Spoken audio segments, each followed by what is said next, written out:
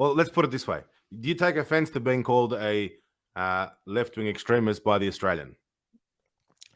I do actually, because first of all, these days I don't really identify with the left anymore, and it's because the left isn't the left that I originally joined. And when I did consider myself a leftist, the left was primarily concerned with opposing economic policies that hurt the working class, and they were also concerned with wars, like opposing U.S. militarism and imperialism.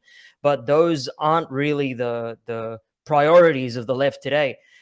Secondly, I'm not an extremist. I think if you look at what my politics are and if you interrogate them fully, you'd actually see that they're quite reasonable. I mean, is Paul Keating, the former prime minister, an extremist when he said that our foreign policy is dominated by a handful of little Americans who can't see past the interests of the United States and can't conceive of Australia having its own independent interests?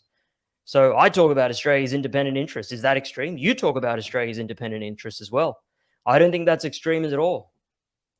So, in a nutshell, let's let's just try and translate this into simple layman's terms.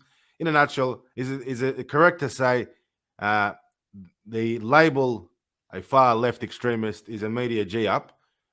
You are of the left in terms of politics, but the lefties consider you to be too right wing. Would that be right? Well, I don't think they can really define what right and left means, and I think that's fundamentally the problem.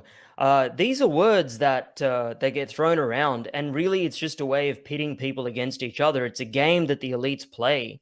You have one faction fighting against another faction. They get the people to line up behind them. At one point in history, you have, or let's say you have like these phases, right? So in one phase, the government justifies all of its policies, all of its wars, all of its attacks on working class living standards. They justify it in the name of the right?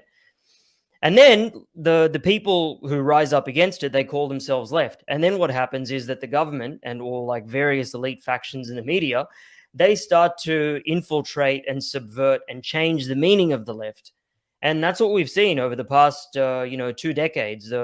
The from 2000 to let's say 2010, I think like the hegemony, the ideological domination of Western societies was under the right. And then under Obama, it started to shift towards the hegemony of the so-called left. But really, these are just divide and conquer. Exactly. The last comment sums it up really well. It's just a form of divide and conquer. You have people on both sides, people who call themselves left and right. They have a lot of shared interests, and the elites don't want us to realize that.